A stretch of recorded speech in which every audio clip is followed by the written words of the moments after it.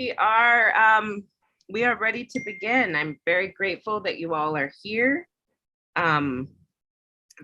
We are having our August meeting of the Equity Advisory Group. I'm going to give a quick review of our agenda. I think, do we have slides? Jake's going to get us going. Yeah, but also I hope everyone is keeping cool and yeah, and I hope that the heat hasn't complicated your lives in unexpected ways.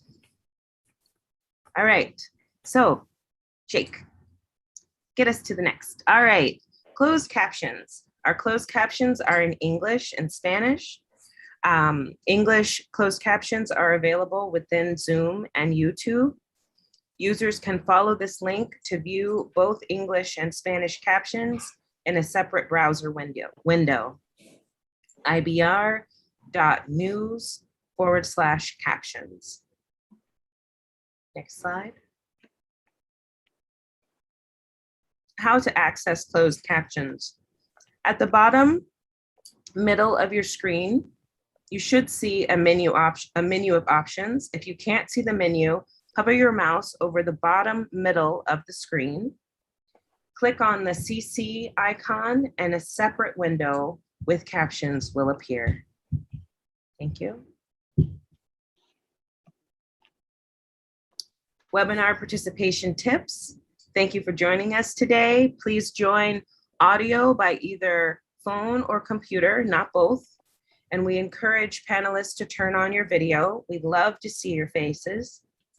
Please keep your audio on mute when not speaking.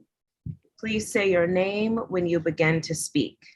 If you experience technical difficulties, please contact the program staff at 360-329-6744.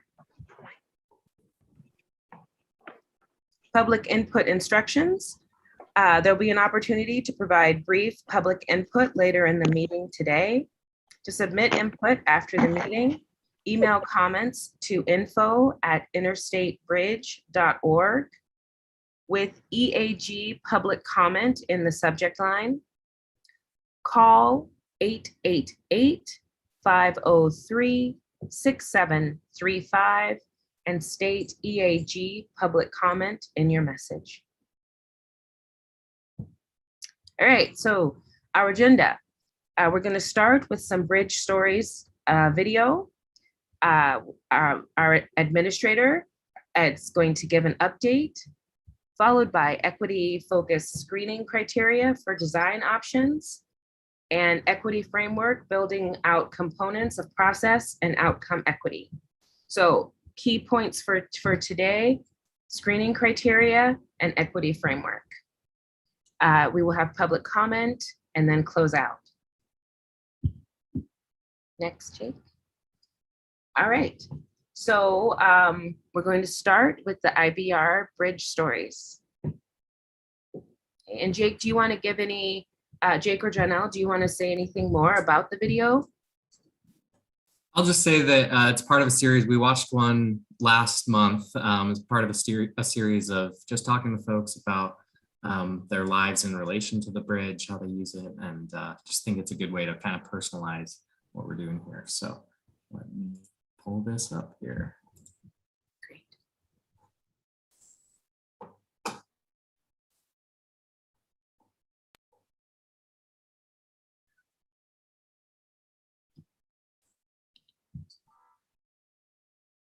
The bridge is such an important way of going from one place to another, obviously, but for me, it's really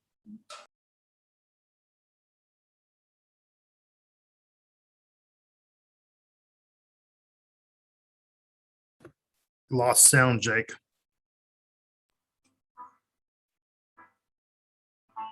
Is it there now? Roundly the Santos. Yeah, you just have to keep yourself unmuted. Here in Portland. I grew up in Mexico, and even though I'm not from the Pacific Northwest, I really feel at home here. if the bridge is replaced, my priority is that it's safe because I do worry about earthquakes here in the West Coast. But I'm also worried about making the bridge a place where people can cross the river regardless of their method of transportation. So train, bicycle, even walking, and to make it safe and accessible. For me, the bridge really means making the way we live in Portland a reality. So for us, it's connecting Vancouver and Portland and an extension of the city. We do a lot in Vancouver, even though we live in Northeast Portland, and it's creating that consistency between, you know, days when there's no traffic and days where there's a lot of traffic. So you know what to expect and you can enjoy both cities equally. And it's just that idea that each city can have its own personality, its own culture, its own features, but still be part of a similar community with no borders. I just love the idea of the cities being really blended and being able to share that.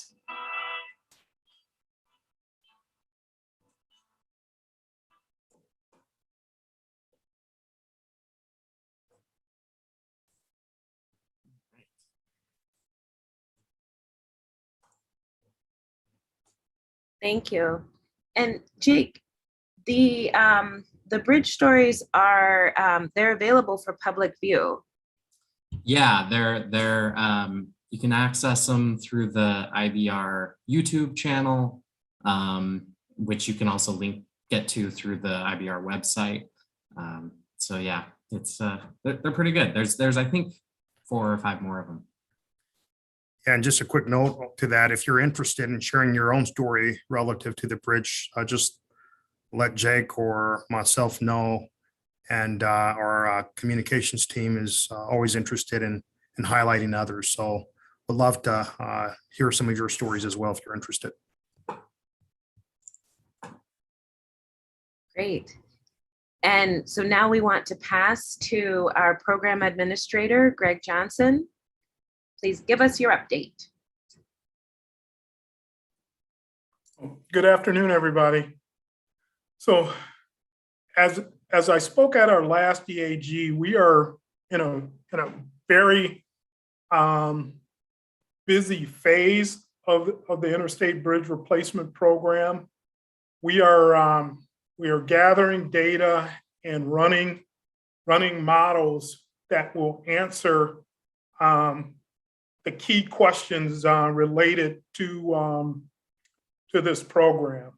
So I'll remind folks, those four questions that we are going to answer is, what is the form of high capacity transit that will cross the bridge?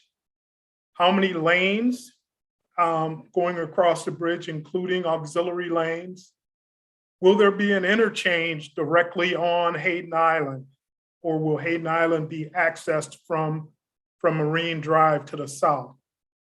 And finally, the replacement of the North Portland Harbor Bridge, and that's the portion of I-5 between the south side of Hayden Island that connects Hayden Island to North Portland. So those are the 4 key questions. There's a lot of other sub-questions that will get answered, but the time frame for getting those questions put on the table, and we're calling it the IBR solution. But the key is this group is going to have opportunity to weigh in and look at the IBR solution and make comments, help shape what that final solution will look like as we go forward. We were looking at next March, the end of March, to take the IBR solution to our to the bi-state legislative group. So it will be a very busy time period. So as we were running 2 meetings per month early on, we may, at the beginning of 2022, go to 2 meetings per month to make sure we are hearing the voices of our community and of the advisory groups to make sure voices are heard and we have time to react to those responses. So a lot of good things going on. I'm doing a lot of speaking both to media as well as our partners to make sure they're aware of where we are taking the program and making sure they understand these key decisions that are upcoming and how they can weigh in and make sure their voices are heard as well. So the other key thing, there were other proposed solutions that folks have been talking about and have mentioned as part of the program. So we've taken a look into things such as the immersed tube tunnel, such as a common sense alternative, and the third bridge corridor. And none of those alternatives meet the purpose and need as expressed and agreed to by this team, by our advisory groups. So we have posted our responses to these items on our website, and we are moving forward from those and will not be entertaining those as viable options to move forward with. So you're going to see a lot of design options based on changes that have happened from the last time this program, or from the last time this bridge was looked at via the Columbia River Crossing project. So a lot of things have changed, whether they're physical, whether they are contextual, meaning there's been changes in permitting, there's been changes in physical location of buildings that have been built in alignments. So another change that is very important is that the Port of Portland has said that they are not going to build out on West Hayden Island. So that opens up the opportunity to look at whether or where the interchange that serves Hayden Island should be located. So all of those things have been looked at. We are looking at now, all of these design options are there. So we're looking at screening criteria, which this group, as a part of your duty tonight, will be to help look at screening criteria and look at it from an equity standpoint and give us feedback on the screening criteria that's being developed. So there's a lot of stuff going on. A lot of it is inward facing. Once again, a lot of number crunching, a lot of models being ran. We have the two transit agencies are sitting in facilitated meetings to talk about transit mode. There's been a number of alternatives developed for transit that we're going to be looking at, and this group will get a chance to look at those alternatives from an equity standpoint and make sure that we are on point for serving the needs of communities of concern as well as the larger population. So good things happening, and if we have any time, I can take any questions that you may have.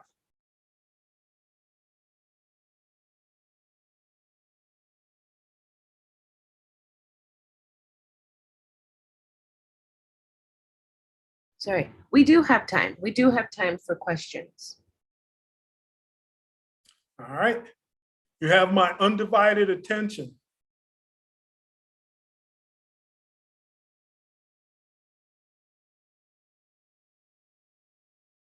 You guys are going to be quiet tonight. Well, I will be here during the whole meeting. And if questions do come up that I can help answer, I'd be more than happy to. So thank you, Dr. Hunt. Thank you. Thank you. And thank you for setting up our work for tonight around the screening criteria and the very material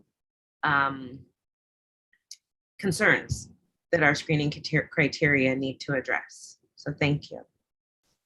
All right, so I'm gonna pass to you, Jake, and you will kick us off. Yeah. Yes, I will. Oh, there were a couple minor updates of the executive steering group and the CAG. Jake, were those my updates? You know, I didn't advance the slide for you because I forgot about them. But yeah, if you wanna just give these real quick.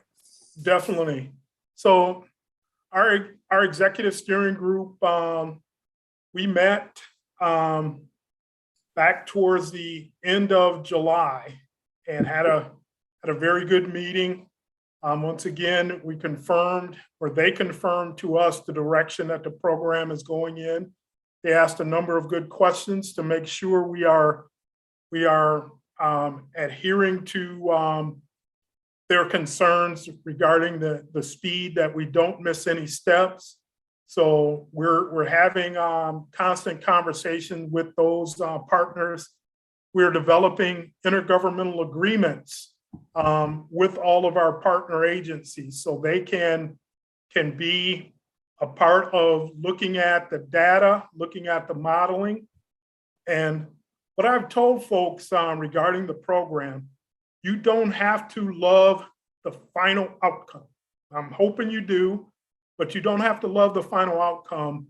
But I need folks to love the process, to understand that the process is open, that is fair and unbiased. So those are the things we are stressing as we are going through the data and the modeling with our partner agencies, and they have the opportunity to look over our shoulder and give us real-time feedback on options and the things that we're looking at. So our next meeting for the executive steering group will be September 15th. We had to reschedule because originally the meeting was going to fall on Yom Kippur. So we have it scheduled, and we're going to have a full roster, and this is going to be the kickoff, once again, of a busy fall time period. So our potential topics is still under review. So we're going to try and give feedback on the technical work, on the data gathering, and on the data analysis that's going on. We'll be talking to them about what we hear, our recent CAG meeting, which was a couple weeks ago, and what they hear from you guys. And we'll be kicking off our community working groups. So we will have groups specifically that are going to be looking at Hayden Island, are going to be looking at the commuter experience. They're going to be looking at downtown Vancouver and active transportation. So there will be more working groups, but these are the ones that are key critical to understand and dig into some questions as we are shaping the IBR solution. Other working groups that will exist, we'll be looking at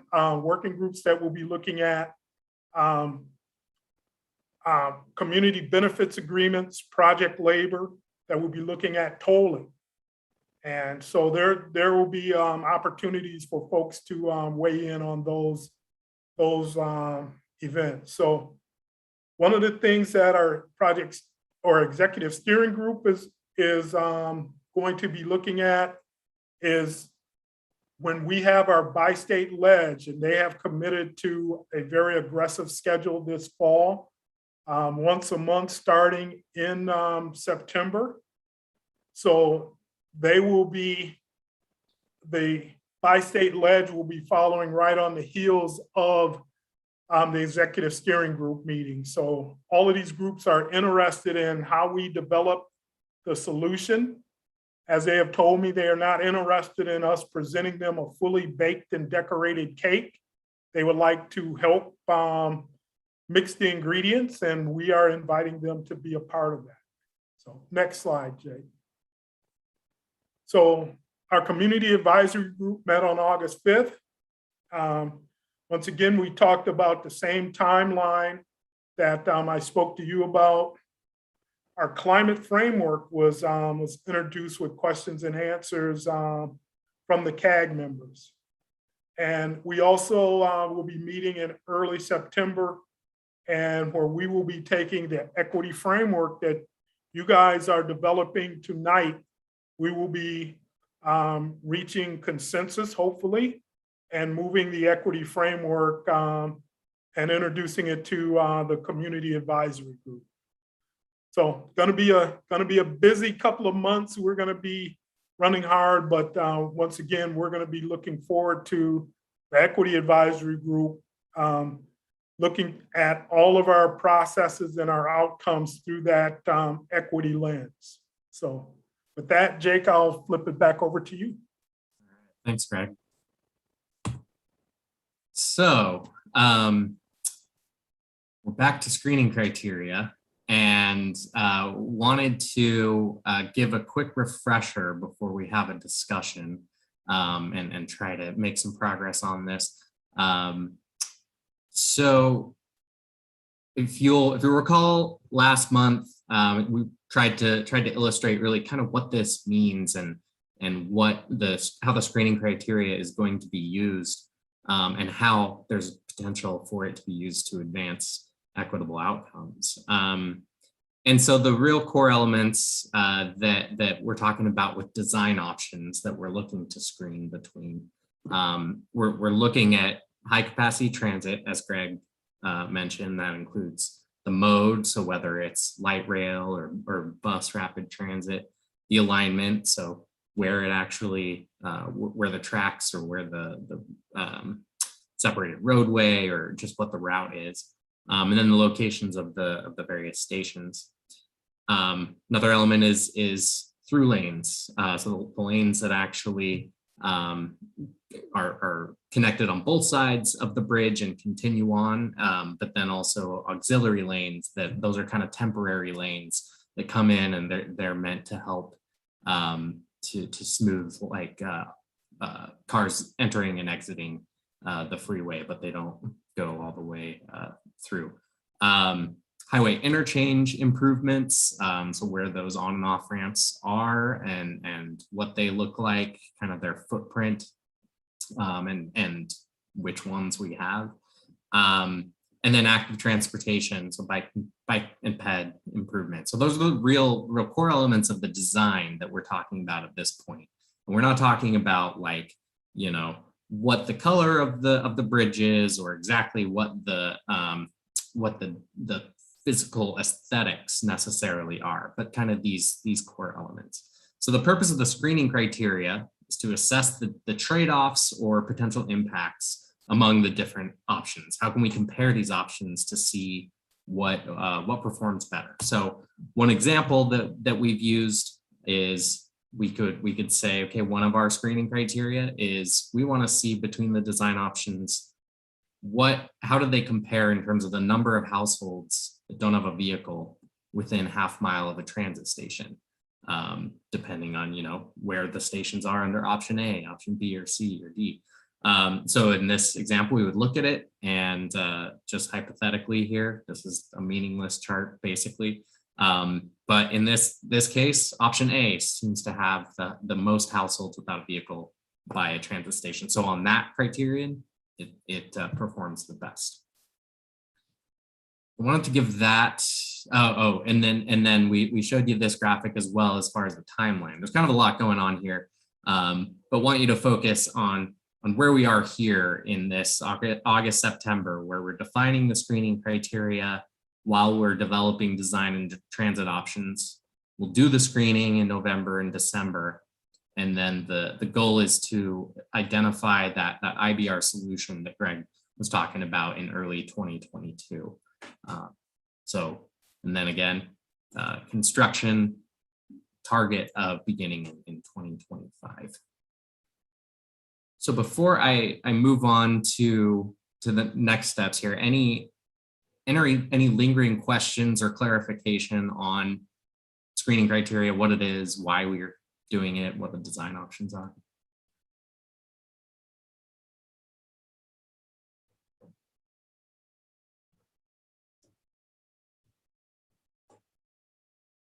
All right. Well, so the other thing, and I see Lily is here, so I'll look to you to add if I miss any crucial elements of our meeting. But also Steve, I don't think he's here, but Steve Nakano was there in this group. And then we also have Matt Hines and Sabrina from Metro but they weren't able to make this last meeting. But we wanted to really dive into the screening criteria and bring something to this group. So this was our second meeting. And in this meeting, we started to really look at there's this menu that the technical teams are working with us to develop in terms of equity focused screening criteria. So we started to look through some of those and say, you know, are these hitting the mark? Are they not? How might they be improved? We didn't get through them because there's some fundamental questions we still need to answer. And one of those is a lot of these measures, a lot of these criteria, we're using the term equity priority areas as something to measure really where impacts are, where improvements are, and what that means in terms of the communities that we've identified as having the most essentially to gain from this program. So we need to consider things like demographics, which we've shown you some of that, key destinations. There might be other considerations. So that's a discussion question that we'll get to, because we want to have a clear definition of these areas for the screening and analysis that we're doing. Another thing the group talked about was really looking at and measuring connectivity, including east and west, instead of just looking at north south, and then impacts like air quality or other potential negative impacts to these equity priority areas, and looking at where those are, not just in the immediate program area, because there's going to be spillover. There's going to be air quality impacts that kind of expand out from the direct program area. There's going to be traffic diversion that potentially expands out from the program area. So we need to look at where those equity impacts might be and kind of broaden our lens there. And the idea for the next meeting of the subgroup between now and our next EAG meeting is to really finish going through that menu of screening criteria, getting specific, and pulling out a recommended list to bring to this group in September, so that we can hopefully come to consensus on this. Lily, would you like to add anything? That was great, Jake. I really appreciate that summary and analysis. I think since our meeting, I've been thinking about the second part of what you said and sort of letting our conversation during the meeting ruminate a little bit. And I'm starting to think of it sort of as there's equity priority areas and there's sort of equity priority functions, right? And this connectivity idea is like an equity priority function. And there's overlap between the areas and the functions, but I don't know, that's just sort of been an additional way that it's been starting to make more sense in my brain. But I really appreciate that summary. Thank you. Yeah, I think that's a great point. As we started to look through some of the criteria, some of the draft said, you know, looking at things that and their impact on equity priority areas, but really it didn't matter, you know, specifically that area. It had an equity impact broader than that you can't just pin on a certain geography. So I appreciate that point. All right, so as a group, we want to continue to develop these criteria, refine these criteria, and have this group inform the subgroup, and then come back to you next month.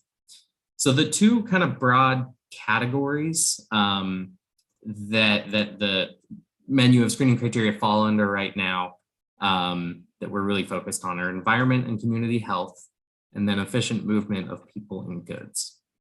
And the question that we have for you at this point, we'll move on to the next question after discussing this, is what types of analysis would, if you were in the seat, do as an analyst, as someone who's trying to compare these different design options, what types of analysis would help you compare them, and the degree to which they can advance equity? Again, an example we kind of gave was that access for zero vehicle households, but want to see what creative ideas are here, and we'll go check and see if we've included some of those in the current menu, what needs to be changed, what needs to be added, et cetera.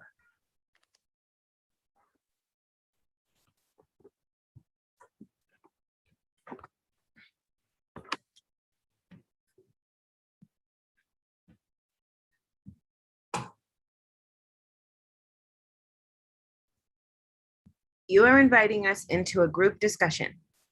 Yes. Okay. So that means you're inviting everyone to participate, and you are asking us, when you say what types of analysis, could you give us some examples?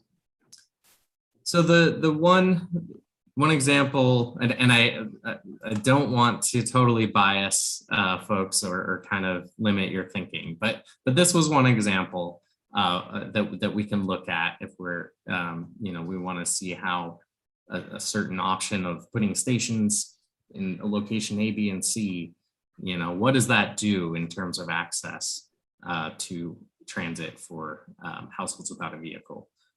We might also look at, say, under different design options, what would be the air quality impact on neighborhoods that we identify as these kind of priority in terms of equity? So those are kind of along the lines of what we're looking at, or some ideas.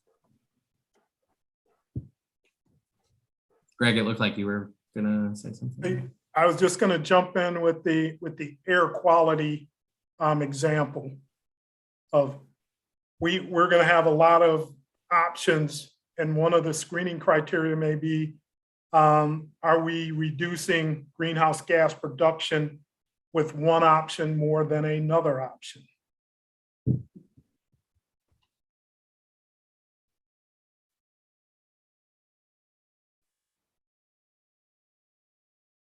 And I'll say, Will we look at heating? I mean, just thinking about how hot it is right now, and will we look at some of the environmental impacts of where a interchange might be, and its impact on raising the temperature in that area? Yeah. So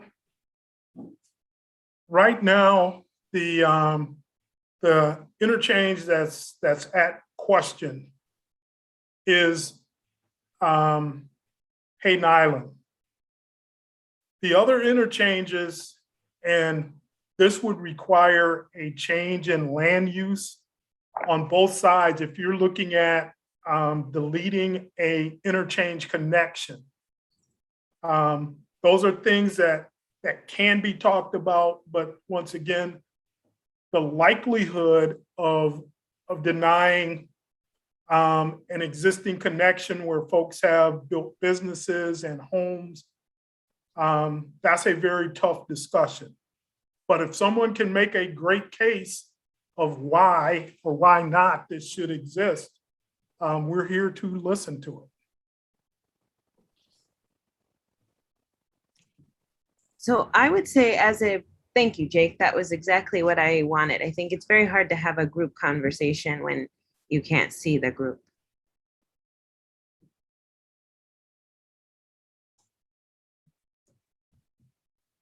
All right, Meg. Hi, this is Meg. I have just an idea about specific not the interchanges necessarily, but maybe the exits on and off the freeway that are directly after or before the bridge on whichever side of the state you're on. How walkable or how non-car accessible are all of the entrances and off ramps that are within the program area as well? making sure that not only the bridge is accessible, but all of the spaces that you could get to the bridge are also accessible. That would be an interesting thing to see if that infrastructure is already there.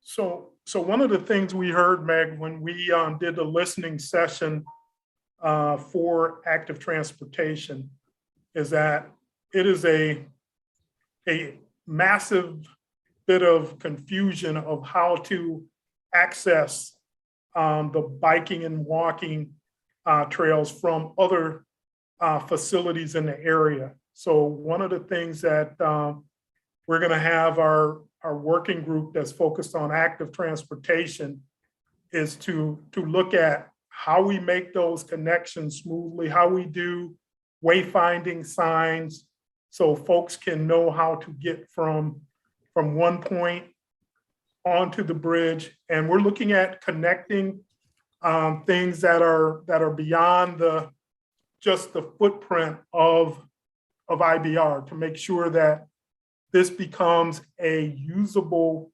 backbone trail for folks who want to bike, walk, or roll. Lily? Thank you. This is Lily. One of the things that has come up a lot in various contexts in our conversations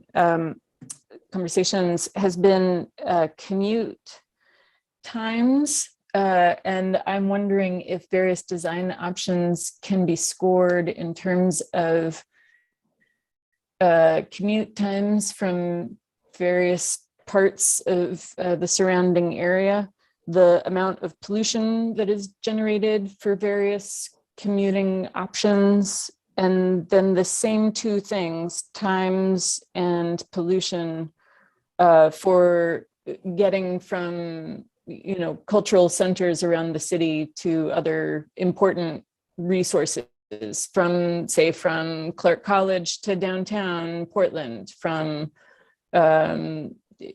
Albina to downtown Vancouver. How do the high capacity transit, the lane options, and the active transportation improvements, how do they all score with a bunch of sort of benchmarked travel options, if that makes sense? So it does. So Lily, what we were looking at is the air quality model that Metro has.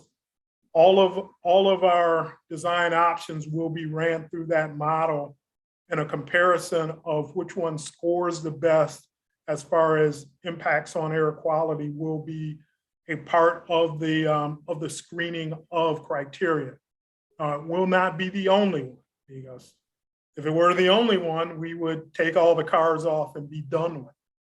So we've got to figure out what's the right balance of encouraging people to leave those single occupancy vehicle trips for other modes, and how we can effectively do that to reduce impacts to air quality in the region.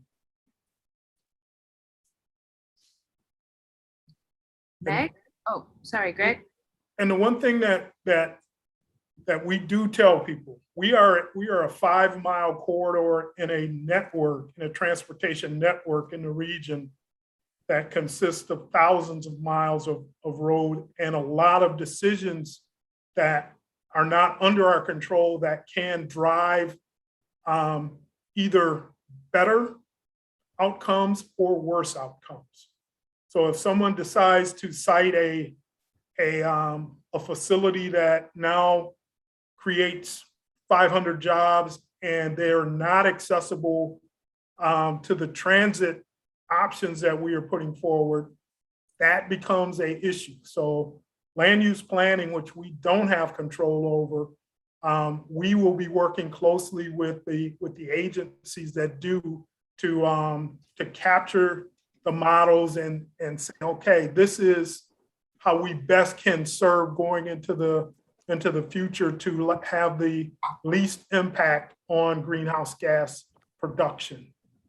Or I should put that in a positive sense, so we can have the greatest impact on greenhouse gas reduction. Meg. Hi, this is Meg again. So in that way, thinking about the reduction potentially of cars on the highway going to and from over this bridge, can one of the analysis be, asking community members, if we had this kind of transit, would you use it instead of a car? Or if we had this kind of transit, would you use it instead of a car? And have a kind of a generalized understanding of how many more people would be utilizing a mass transit system rather than single occupancy vehicle. So it's a little more complex than asking people. There's models that are fine-tuned to population centers and the nearness of transit stops that can accurately reflect how many more people you will attract if there are certain aspects of a transit system in place. So those models will be ran to try and optimize the number of users of transit, and that will be a screening criteria. Sabrina? Hi, Sabrina from Metro. I guess I'm trying to get to something people-centered or people-focused on the environmental one. And I'm thinking about like asthma rates that are tied to diesel emissions and like how long trucks are on the bridge. Like I think we probably want them getting across faster, I would assume, so they're not idling on the bridge and impacting air quality in the surrounding areas. So in the spirit of brainstorming, that's what I came up with. So we agree. We think that traffic smoothing, we're not trying to run trucks through there at 60, 70 miles an hour, but what we're trying to do is eliminate the current stop and go nature by smoothing traffic through this corridor. So those are some of the things that we will be looking at when we look at auxiliary lanes, when we look at how the interchanges are configured. So if a truck has the shortest route to get to where they're going, that's one of the screening criteria that may help inform us of what this final design could look like. But yeah, so issues like that are going to be taken into account.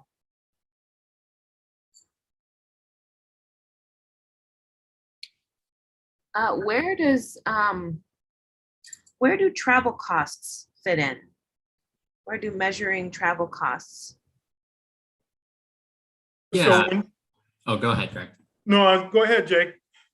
I was going to ask clarifying. You mean whether it's tolling or? Well, I was thinking, Lily talked about commute times and pollution, kind of measuring that, but also thinking for different groups. I think we at one meeting did talk about how one of the costs of gentrification is that groups are pushed out of where they would live. And so to get from one place to another, it costs more money.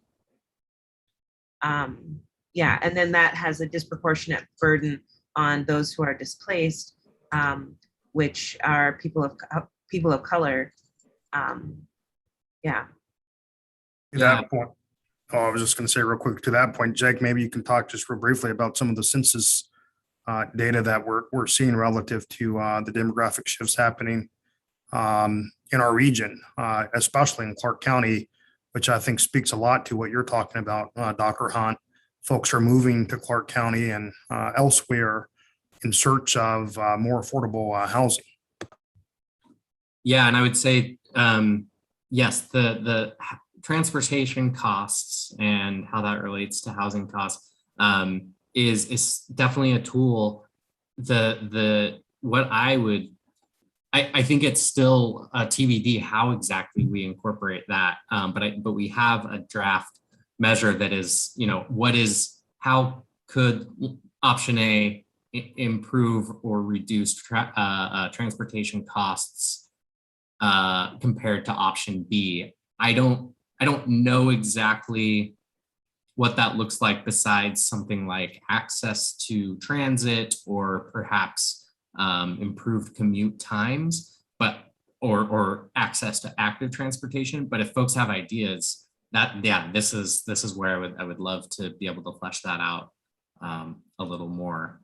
I think Pat, maybe before I share the census.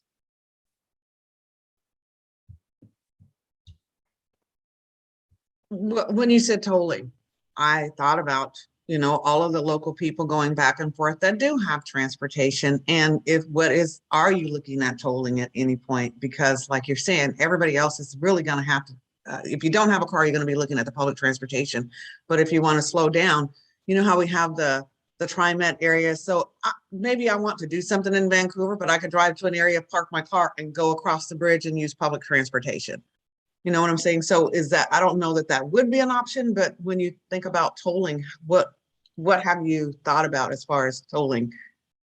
So the question of tolling and equity is foremost on our mind. We've been having a great conversation with Commissioner Hardesty from PBOT to talk about how do you take into account folks who have been pushed, as John Ellis said, through gentrification to the outer edges. And so there's some best practices that we will be investigating. And some of it may look like, if you are making so many trips across this bridge, if you're living here, working there, and you're commuting every day, and you can't take transit, and you are bound in a vehicle, then maybe you get a discount after so many trips across the bridge. So those are some of the equity things that we can look at and that have been utilized successfully in other areas around the country and around the world. So there's other things that I'm sure are out there, and we will be trying to find them. And if you guys find them, please bring them to the table for us. And on that tolling, if you could dig that deep, would it be based on income? That's a conversation that we've been talking about, to have tolling reductions based on verifiable income. That's a little trickier because now you are People's personal information into the system, and some people are squeamish about that. But things like that are possibilities, depending on how we can randomize information and not have someone feel that their information is out into the public. So.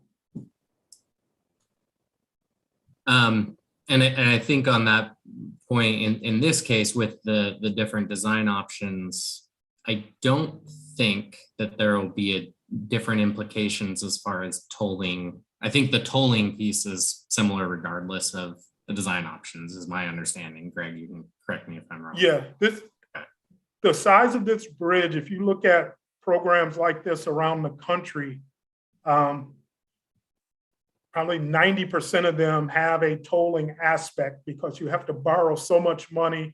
Neither state can afford to put in all the money, as well as the federal government. So there's a tolling aspect to not only pay back bonds, but also for the general upkeep of a bridge this large. It's going to be costly going into the future. So those are things that tolling will take care of. But the more money we can leverage from our federal partners, we think the lower the toll rate will be.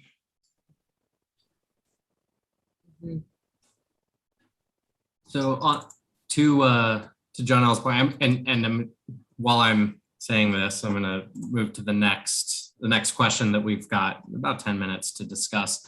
You know, in figuring out what these equity priority areas are as part of this, you know, we've got the demographic data, and I'll talk a little bit about the census updates.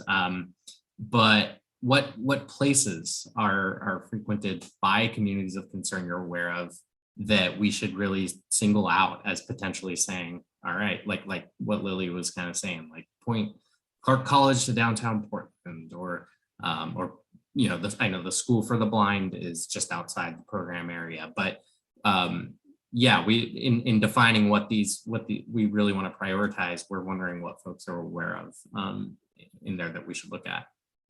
So while you're thinking about that, the 2020 census, the initial results were published just last week. Not the full data set. It's available to look at state data and county level data. But some really fascinating stuff that came out of that for our region was the vast majority of population growth has been among communities of color. And Clark County, since 2010, between 2010 and 2020, the population of color doubled in Clark County. The population as a whole increased 18%, but the population of color doubled. And that was similar for Clackamas County. Not quite as strong of growth in communities of color in Multnomah County or Washington County, which does speak a little bit to, we know that people, it doesn't say where people were coming from necessarily, but we can definitely infer that a lot of folks are moving from the Oregon to the Washington side. So it's pretty fascinating stuff. Just another data point that supports kind of the conversation we've been having. Anyway, back to Well, and real quickly, Jake, correct me if I'm wrong, in raw numbers for Clark County is about 124,000 persons of color? Yeah, people of color went from 62,000 to 124,000. So that struck me for many of you, that's, you know, larger than some of our smaller cities in the region. I think that's close to, for example, the city of Gresham. So just for context. Yeah, thanks, Chanel. And just growth itself, population growth, Clark County is seeing the greatest of any county in our region. So equity priority areas. Do folks have certain destinations or community amenities or even events that occur in the program area that you would suggest we really hone in on?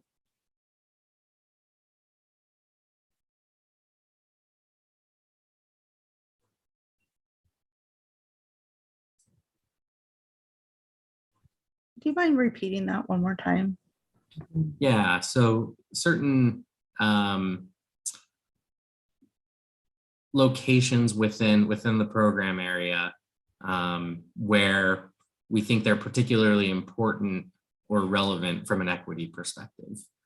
And so we could look at like, what does design option A mean for access to Clark College? What does option A mean in terms of access to this community center? Things like that. Wondering what folks think we should focus on there. I'm laughing, Jake, because we haven't been anywhere in 2 years. Yeah. It's hard to remember. That's a great point. And yet, every time we try to get somewhere, we are reminded.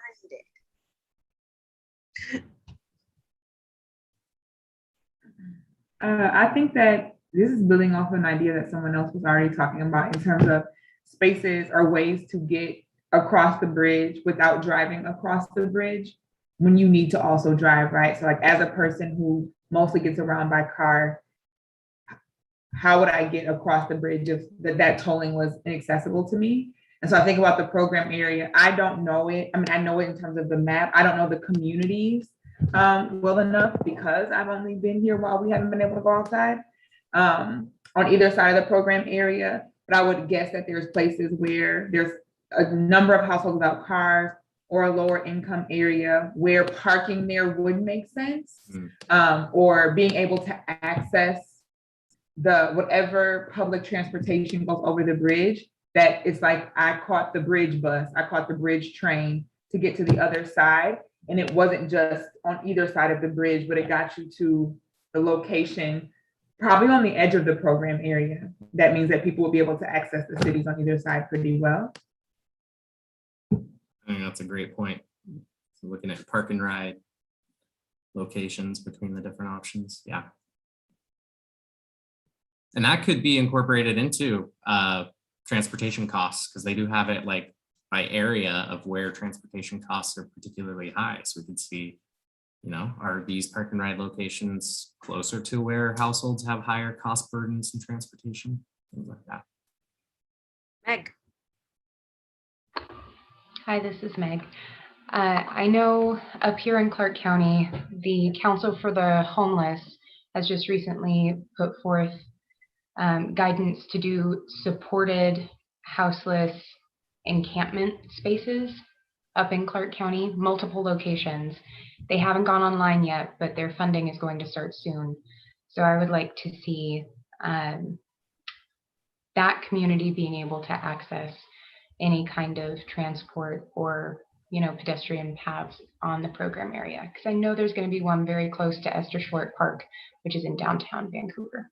So that could be a good thing to look at. It's not online yet, but it's coming. So it will definitely be in operation by the time the bridge is being constructed. So one of the conundrums that transportation planners and professionals face is the park and ride question. So park and rides are great generators for transit. If people can conveniently park and get on transit, but you also have factions that say, well, if you're building park and rides, you're acknowledging or encouraging people to make that trip to get to the park and ride. So there's a lot of things that have to be taken into account. And we know that in downtown Vancouver, some areas that were previously being looked at for park and rides are now being occupied by high value businesses. So how do we get around that issue? But once again, if you're gonna drive ridership on a transit mode, whether it be BRT or light rail, you have to have facilities that feed folks to it. So it's going to be an interesting question.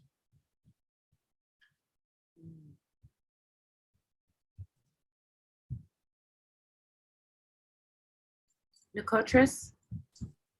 So I think on that makes me think even more that that's something in terms of design options that we would want to be able to compare, right? Like, is there a path that you can take a bike all the way up, thinking about what Meg said earlier about the expressway on either side? This is how you would walk across, and you can see how it moves into the community or the areas right outside the bridge, the entire program area, walking that. And even if it wasn't a park and ride, is there a way to just make sure that the public transportation is really clear through the program area and not just across the bridge, that would be able to connect communities in a thoughtful way that makes sure people, neighborhoods without cars, which might be right outside the program area, right?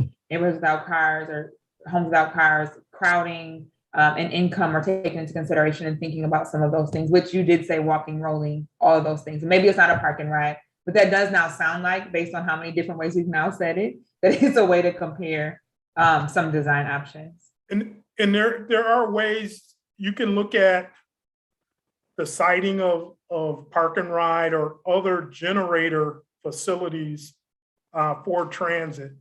If folks, let's say if you're going to Hayden Island to the Target, and that becomes a generator that can generate trips. So comparing that and also looking at, okay, if we have to put a park and ride, where's the optimum place to put it? What neighborhood, what community would benefit most by having a park and ride. And so there's a lot of questions that hopefully the modeling will I won't say hopefully, but the modeling will answer for us as we are looking at the screening criteria of saying what's important to us. Generating trip numbers, serving houseless populations, all of those things can be tossed into the mix of how you generate ridership.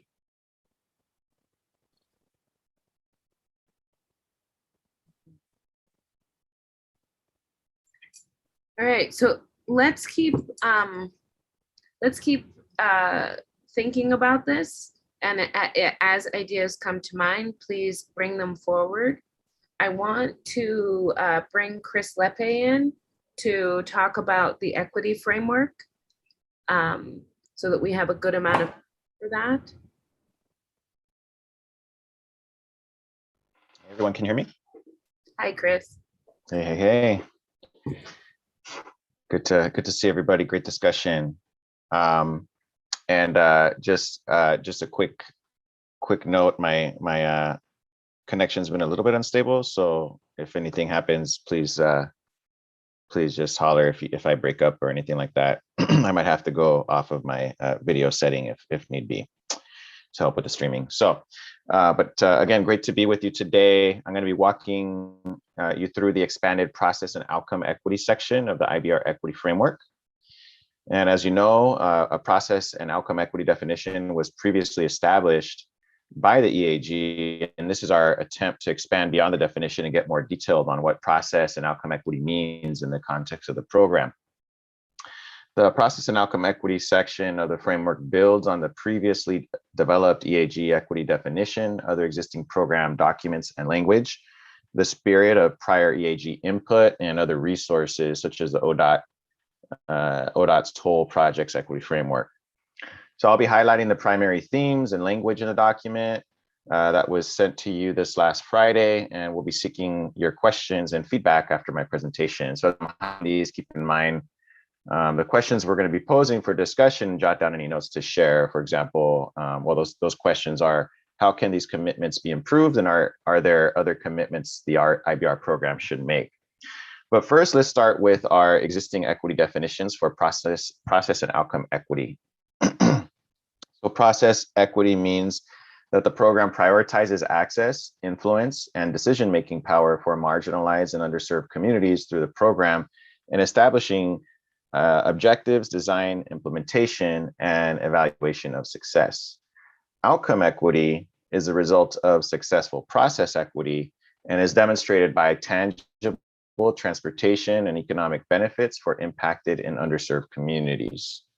So let's get into process equity. What might process equity look like for the IBR program?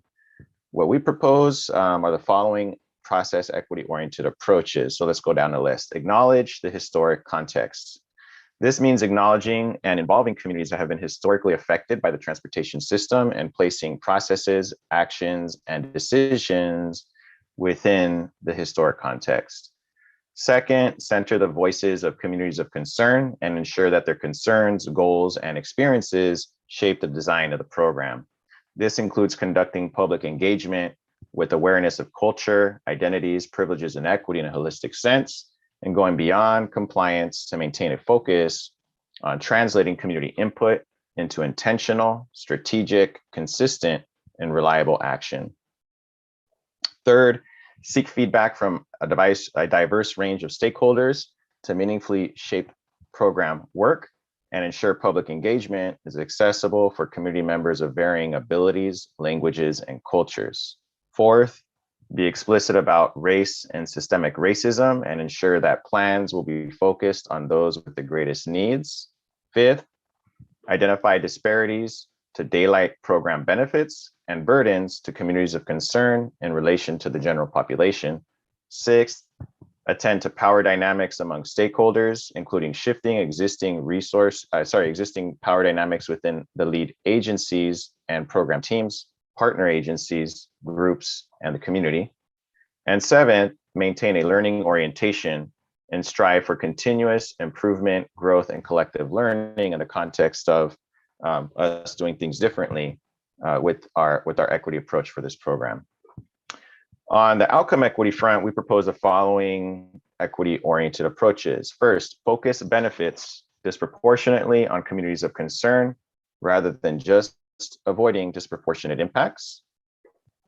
Avoid harm to communities already at a disadvantage, particularly those historically impacted by transportation infrastructure and planning projects. Third, when legally permissible, use existing laws and regulations as the floor rather than the ceiling. And fourth, establish clear actions and accountability, including the development of a community enhancement agreement with a strong emphasis on equity. So with that, I wanted to open up for questions and discussion.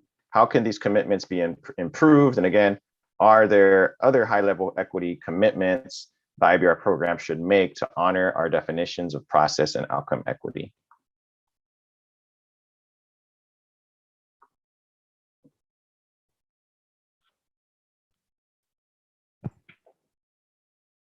So we'll go into breakout rooms, but before we do, oh yeah, looks like Lily's got a question. Sure. Okay. So if you guys want, we could do clarifying questions right now. Does that sound good, Jake? Yeah. And Roberta? Yeah. Okay. So we'll do that first, and then we'll dive into the breakout groups. Lily, Sorry, I didn't know. I didn't know that we were going into breakout groups. I do not have a clarifying question, so I'll wait till I'm in a group. Okay, Nikatris. Oh, you're on mute, Nikatris. Oh, hi, that would be helpful to come off mute. If there's one thing that I know equity professionals are going to do, myself included, it is help language continue to grow and expand. Can you help me understand what communities that were impacted means? Like, who wouldn't be impacted by transportation? I'll let others chime in, but one example is the building of the I-5 freeway that ran through existing communities, just as one. But Greg and Roberta, Jake, others, feel free to Jonelle, feel free to jump into if you have any other examples. So in that explanation, is the physical space we're talking about, like the community is community in terms of physicality, the Albina space was impacted? Or are you talking about the Black community as in people who lived here at that time? And then also the people who were able to move in because of it, you know what I mean? Like who's excluded from the impact in that example? It's a good question, and I think it deserves further clarification. So I'll put it back at you, Nikatris. Do you have a particular philosophy as it relates to that, geographic or population or both? When I'm speaking about communities, I'm usually talking about population. Okay. But yep, so I get, but that could mean anything. I'm not pushing back on the fact that it shouldn't be impact. I just want us to be clear about what we mean. Because when I hear that, there's a part of me that would think that everyone is impacted, some negatively, some positively, some I saw it and I use it, you know, like I just want to be sure that we're clear about what we mean by the word impact. Mm-hmm. So Nikatris, it's a great question.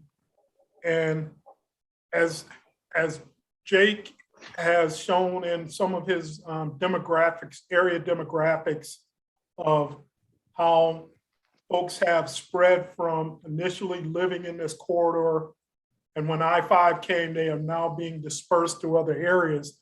Do we exclude them from focusing on benefits because they have been basically moved out, gentrified out of this area? So I think it has to be more than geography. I think there has to be a historical context of what happened to set the context for who we should be focusing the benefits from this upcoming project on. So it's a difficult task, but my philosophy is there are folks here before I-5 came through, and those groups of folks have now been scattered. and now have been gentrified out of the area. So we should look to have them benefit from this program. So when we talk about impact, we're talking about those who have been marginalized because of transportation, and then those who like currently live along I-5, again, using that example, who currently live along I-5. So really we're talking about everyone, right? Now there are some Is there folks, anybody we're not talking about when we use that phrase? so benefits are distributed unequally in Yep. transportation settings. So we're looking to say folks who were impacted unequally to the negative earlier are now going to be benefited. There's some people who live in certain areas and they drive through, and now they're being impacted by the slow traffic that's to get through this corridor. So we're looking to give them benefit, but we're also looking to give others who may have had more skin in the game, to give them a look at how they can help contract and build this project, how they can become apprentices and eventually journey level when they may not have had that chance 60 years ago when I-5 was being originally constructed. So those are all considerations that we as a group are going to need to dig into and say, how do we do that? Anyone else want to chime in on this one? Or should we, and any other questions, clarifying questions, or should we jump into breakout groups? Well, And I just want to say, just to kind of put a final kind of thought on this one, unless anybody else wants to jump in, that this deserves, I think, greater kind of focus and clarification. I think we need to put this on paper, right? So thank you for bringing this question up, Nakatris. Somebody else was going to jump in? I was going to jump in because running a pre-apprenticeship training program, I'm still in Northeast Portland. My students are in East County, Washington County, and Vancouver. So those low-income people, as a result of this project, will have a chance to change their income level, as far as, like you were saying, benefiting from this project, so that the project should employ the communities that were displaced because of the gentrification. So that's just one way that I was thinking of when he said, but again, I was thinking that we're looking at the communities that have been negatively impacted by this, and how can we also, and this is one way, by saying that through a pre-apprenticeship training program, these same people who have been impacted will have first opportunity to go to work on this work. And in the process of how long this job is going to take, they can go from entry level into the trade to journeyman worker, which is going to change their lives tremendously as far as income. Mm-hmm. And that gives them a benefit that they didn't have in the past. And I agree wholeheartedly. That's a great example of how we look at distributing benefits to folks who were unequally impacted generationally by the original siting of I-5. Right. So I want to know how they're going to get from East County over across that bridge to get to work, because Washington's going to have a lot of work. Well, one of the things that we may look at, and it's been done on projects before, is provide special transportation to a certain area to pick folks up and get them to work on time. Mm-hmm. And try So there's different alternatives that we're going to be looking to this group to help drive who benefits from this project. So great. So I'm gonna make an executive decision here and say we should jump into breakout groups because we have to wrap this up by 7:15. So we still have a good amount of time, but who is gonna facilitate that for us? Brent.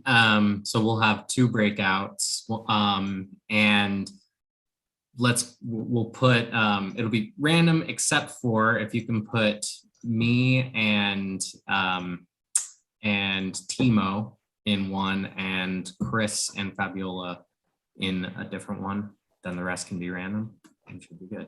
So one group will focus on the process equity components, the other will focus on outcome equity. All right, give me 1 second here, Jake. Make sure we got the right people.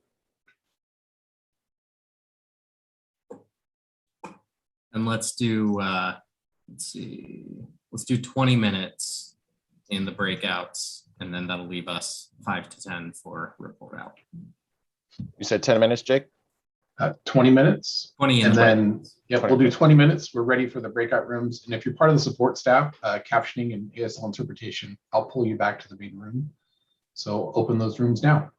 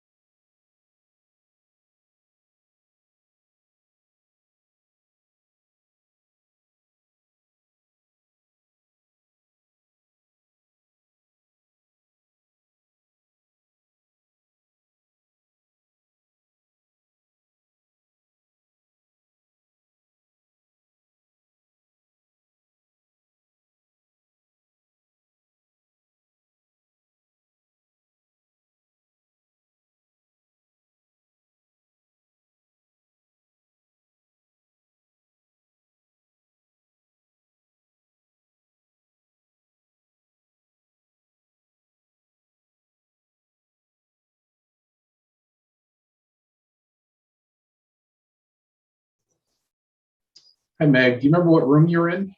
I was in group 1. Okay, put you back into group 1. Thank you.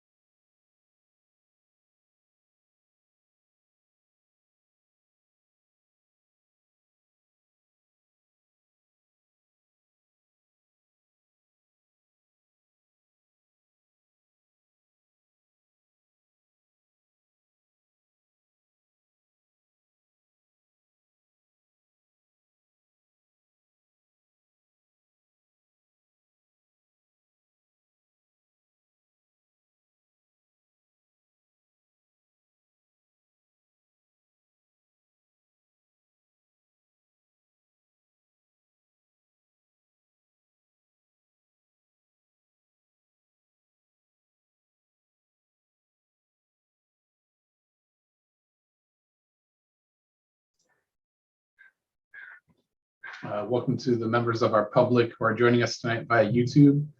We are seeing a little bit longer than normal delay, over 30 seconds between the meeting and the YouTube live stream. If you would like to make a public comment, please dial 253-215-8782. You'll be prompted for a meeting ID. The meeting ID is 986-0940 5983. The passcode is 701376. You'll be entered into the waiting room and then press *9 to raise your hand. We'll call on you by the last 4 of your phone number and *6 to unmute. Please provide your name and affiliation. You'll have about 2 minutes to speak.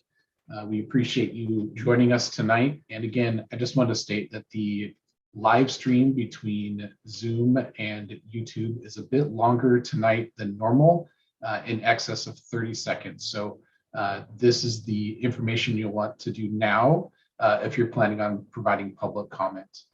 We do have about 7 minutes left in the breakout rooms, but if you want to, you could definitely call in now and we will just wait until public comment time to do those. And again, apologize for the delay. The technology is just running a little bit slower tonight than usual.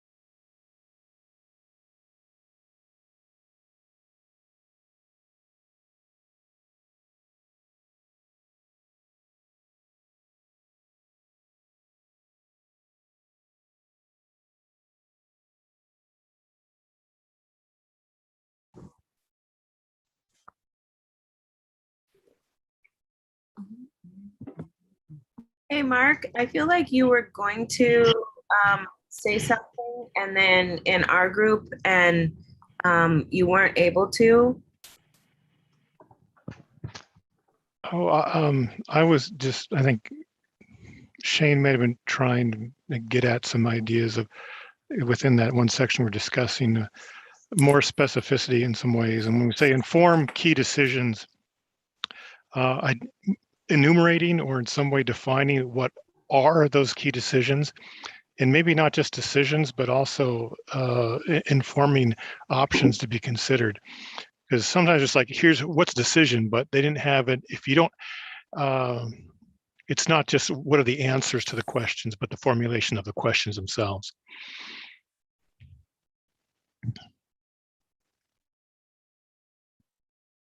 So is that also about a timeline of key decisions and points of input for, yeah. Yeah, so of knowing, be able to, I guess, put input or meaningful shape the actual questions that are being asked by the program. And those questions are being asked now, and there's going to come to some point where we'll stop asking the questions and we're going to start developing answers. But if there's not a lot of influence, there's not a lot of chance for to influence what questions are being asked, and you're only asking about input on the answers, that they're missing a point or a piece of the program. If that makes any sense. Well, the question directs your inquiry.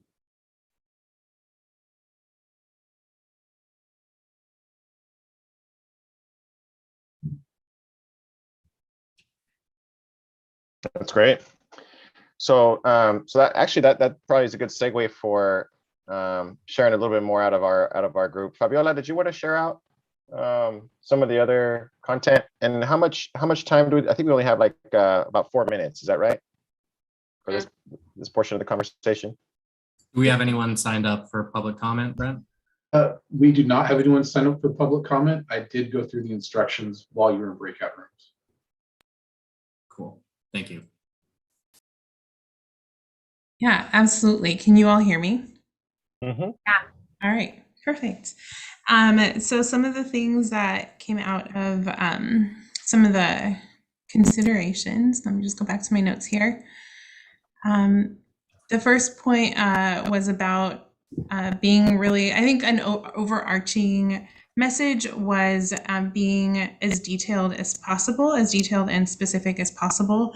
So one example is going beyond acknowledgement and being specific about what actions the program is committed to taking in light of our region's history, especially when it comes to harm to certain community groups such as local tribes.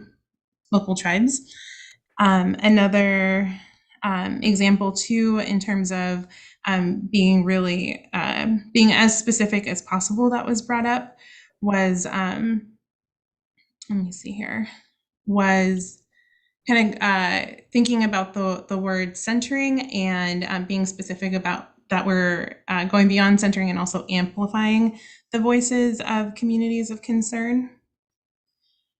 And another, the last point that we spoke about that kind of goes along this theme is making sure that we're being really specific with members of the EAG and the CAG around their charge to be representatives of the concerns and needs of these priority communities that we're centering. And so with that, I think and that came from someone who is just getting used to also the makeup of the group and the process itself. And so just making sure that we're really clear with the representatives that are in this room and in the CAG about their role and opportunities for them to get involved with staying engaged with communities so that they can accurately reflect the needs that are present out there. So those are the main takeaways from our discussion. If anyone wants to add anything that I may have forgotten, I welcome. Yeah, I invite you to do so.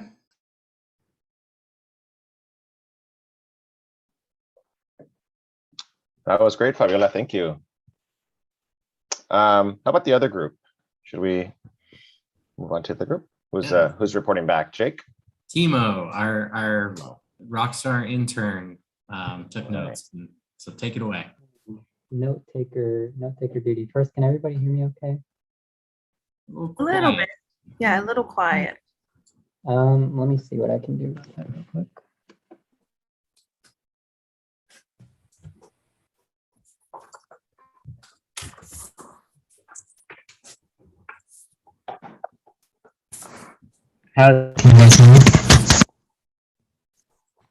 That might be worse.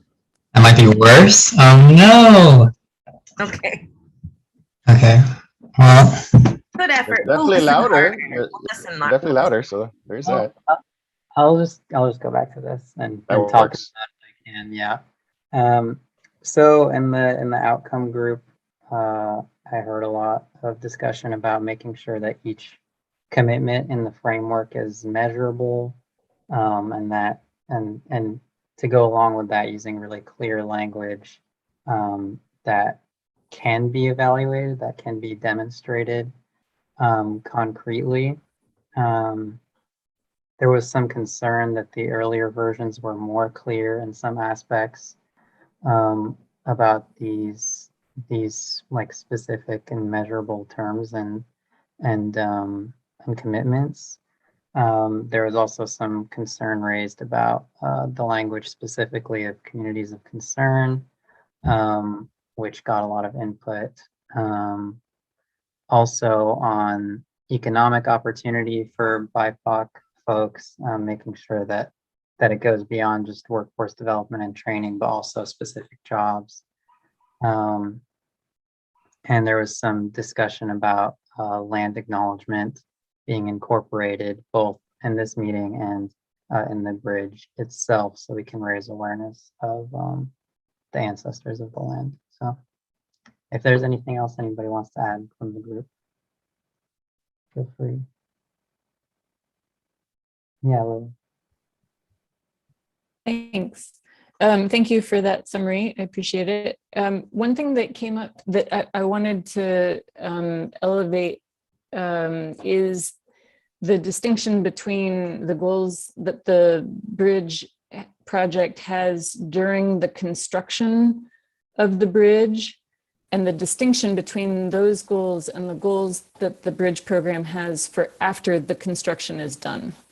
That sometimes those goals are the same and sometimes they're very different. And so it just seems worth occasionally checking in to see if for the thing that we're talking about right now, do we have different goals during construction and after construction? Do we need to distinguish those? Yeah.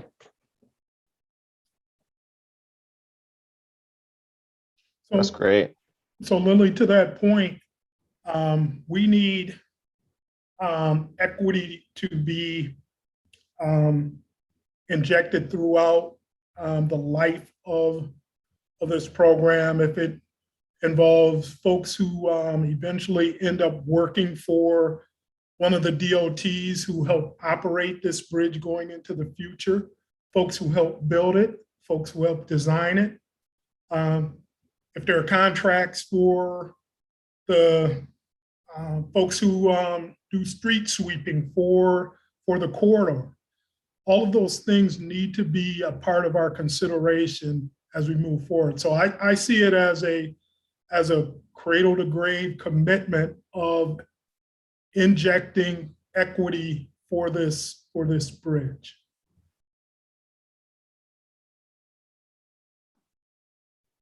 I think my definition of grave might be a little bit farther out than yours. I'm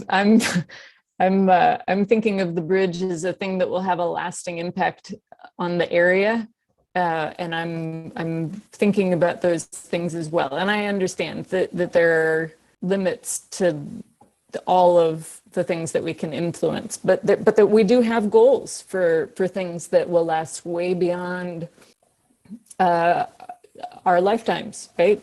The current bridges have been there for 100 years. We've seen a lot of impact from them. So one of the things that I look at, and I look at my own career in transportation, is having people who don't look like the same old cast of characters helping to drive decisions in the future ensures that equity gets carried through the lifetime of it. If we hire more people of color into ODOT and WashDOT, and they are sitting in rooms like this 25 years from now, that's a way to ensure that equity spans beyond just the construction of the bridge. And now it expands into the lifetime of operations. So that's one of the outcomes that I hope to see achieved, is to have a more diverse DOT that's making these future decisions.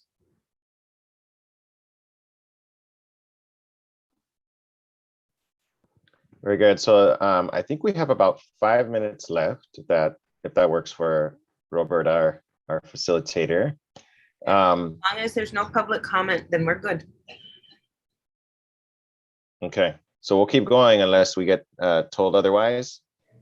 For those of you, I'm curious, for those of you that were in the process equity group, did you have any thoughts about the outcome side, and vice versa? If you were in the outcome equity group, did you have any thoughts you wanted to share on the process side, or anything that kind of sparked your interest or your attention?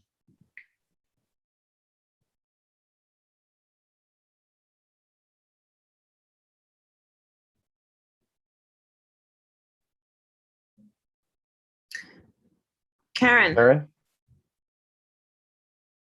Yeah, hi, it's Karen. I guess a part of what I'm just kind of processing right now is not necessarily, I think it's more focused on what Greg was just talking about. And I think it's just from personal experience of being an Indigenous person working within systems that's supposed to be working with or for Indigenous children. The rules didn't change no matter how diverse the staff was. So I think I would just want to see that taken a little step farther and say, you know, the inclusivity piece is really important there.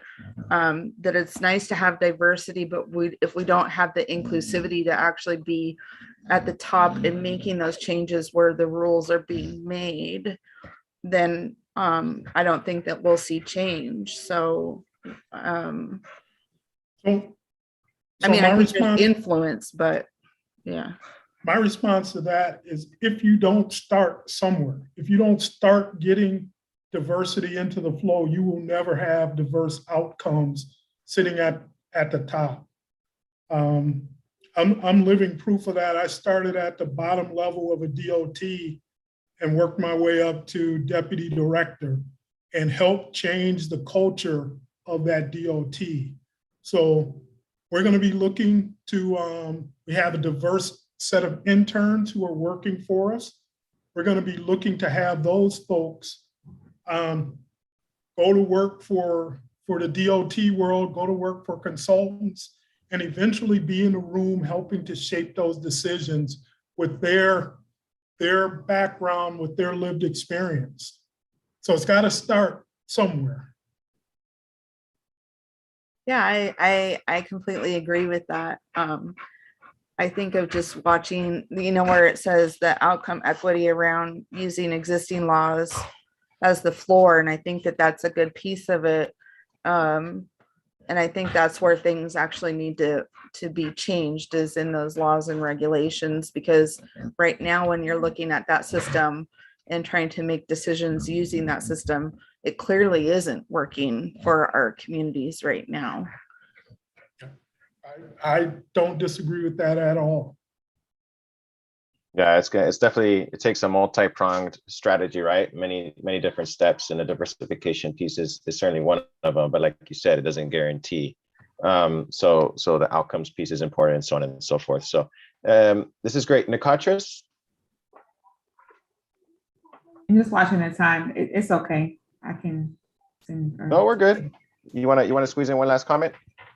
I was just gonna say that I would, even before that conversation, I was thinking about how talk about specifics. We're also trying not to miss anything, and any outcome equity. It seems like the last three that are listed here, there might be one that would have a bigger, long-lasting or sustainable impact. So maybe it's not, we're not going to be able to avoid all harm. And some of the existing laws and regulations we're not going to be able to fix this time around. So being more specific, that would allow us to maybe think there might be something that we really do know is attainable in this process, and being able to be specific about that so that these don't get lost where we did our best and we had a good, we really pushed, and then we're not in a place where we've been able to shift any law or regulation or put an accountability measure inside of whether it's contracting or sustainability or maintenance of the bridge. Like, we're not able to put anything in there that would be sustaining for the change that we're trying to drive.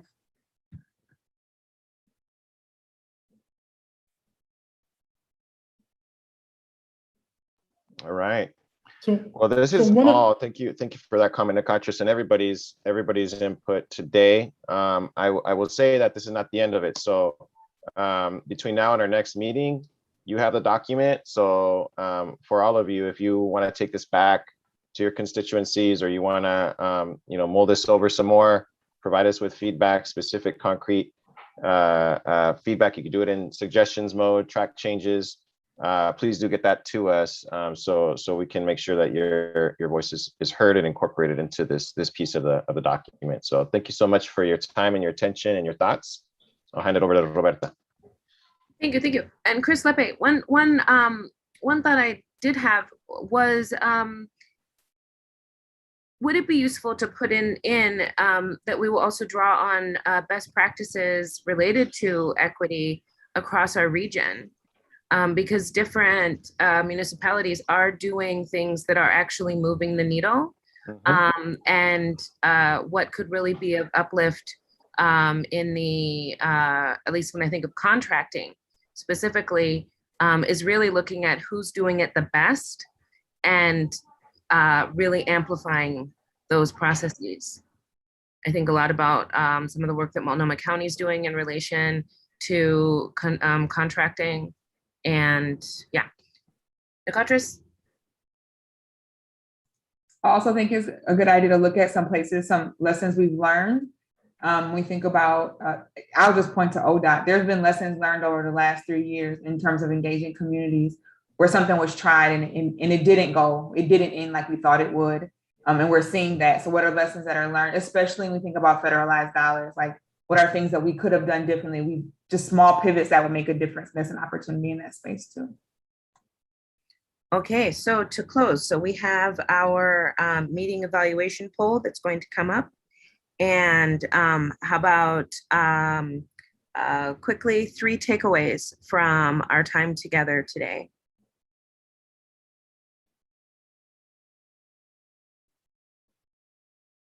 So it's not necessarily a takeaway, but to end on a positive note, 20 years from now, there will be someone who is thankful that this group had come together and did the things that they did, because we may not see it immediately, but the good work that's being done here, I think will reverberate going into the future. So I like it. I think it's tremendously positive. So. Thank you. 2 more.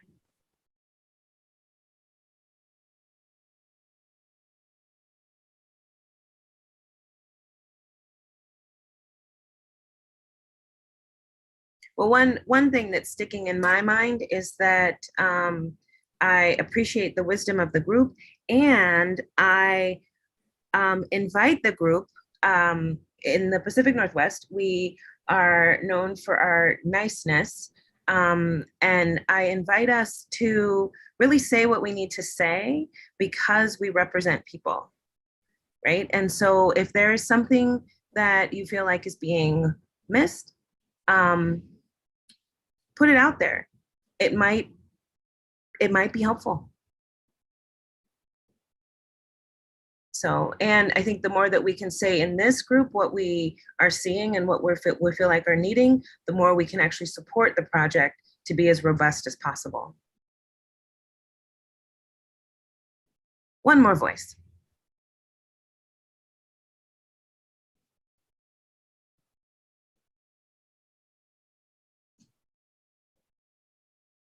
Okay. All right, so Jake, if you'll give us the slide for me to tell people where we are at our next round.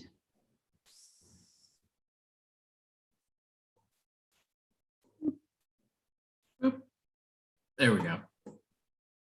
All right. So next round is Monday, September 20th, 5:30 to 7:30 p.m. And we very much look forward to seeing you. Also, if you have any thoughts, please shoot us an email. All right. So, Janelle, do you have anything you'd like to say? I was just thanking everyone for your participation and awesome feedback as always. Super helpful for us, and hope everyone stay cool. We'll see you next month. Great. Night, everyone. Thanks, everyone. Be well, friends.